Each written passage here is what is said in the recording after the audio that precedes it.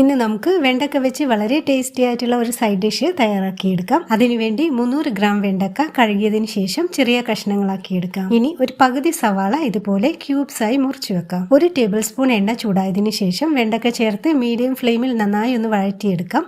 വെണ്ടക്ക ഒന്ന് സോഫ്റ്റ് ആയതിനു ശേഷം സവാള ചേർത്ത് 1 മിനിറ്റ് ഒന്ന് മിക്സ് ചെയ്യാം. അതിനുശേഷം മാറ്റിവെക്കാം. ഇനി ഇതേ പാനിലേക്ക് 1 ടേബിൾ സ്പൂൺ എണ്ണ ഒഴിച്ചു കൊടുക്കാം. ഇതിലേക്ക് 6-7 വെള്ളുള്ളി നീളത്തിൽ അരിഞ്ഞത് ചേർത്തൊന്ന് വഴറ്റിയെടുക്കാം. 1 സവാള അരിഞ്ഞത് ചേർത്ത് സവാള സോഫ്റ്റ് ആവുന്നത് വരെ ഒന്ന് വഴറ്റാം. അതിനുശേഷം 1 ടേബിൾ സ്പൂൺ വറ്റൽമുളക് ചതച്ചത് ചേർത്തൊന്ന് മിക്സ് ചെയ്യാം. ഇനി 2 പച്ചമുളകും 1 തക്കാളി അരിഞ്ഞതും ചേർത്ത് തക്കാളി ഒന്ന് വേവുന്നത് വരെ ഇളക്കി കൊടുക്കാം. ഇതിലേക്ക് ഇനി 1 ടീസ്പൂൺ മല്ലിപ്പൊടിയും 1/4 ടീസ്പൂൺ മഞ്ഞൾപ്പൊടിയും ആവശ്യത്തിന് ഉപ്പും ചേർത്ത് ഒന്ന് മിക്സ് ചെയ്യാം. ഇനി ഫ്രൈ ചെയ്ത് വെച്ച് വെണ്ടക്ക ചേർത്ത് പതുക്കെ ഇളക്കി യോജിപ്പിക്കാം. അടച്ചു വെക്കരുത്, വെണ്ടക്ക കുഴഞ്ഞു പോകും. ഇതുപോലെ 2-3 മിനിറ്റ് മിക്സ് ചെയ്ത ശേഷം ഫ്ലെയിം ഓഫ് ചെയ്യാം.